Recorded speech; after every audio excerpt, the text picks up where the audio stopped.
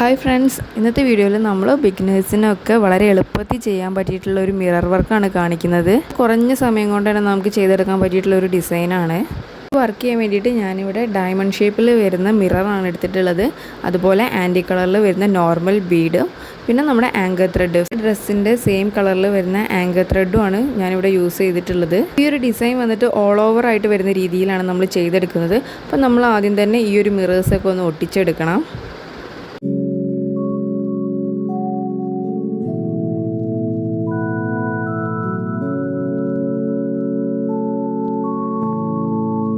നമ്മൾ ഇതുപോലെ ഇതിൻ്റെ മുകളിലും താഴെയും വരുന്ന ആ രണ്ട് എഡ്ജസിൽ നമ്മൾ ത്രെഡ് വെച്ചിട്ട് ഇതുപോലെ ഒന്ന് ഫ്രെയിം ചെയ്ത് കൊടുക്കുകയാണ് ചെയ്യുന്നത്.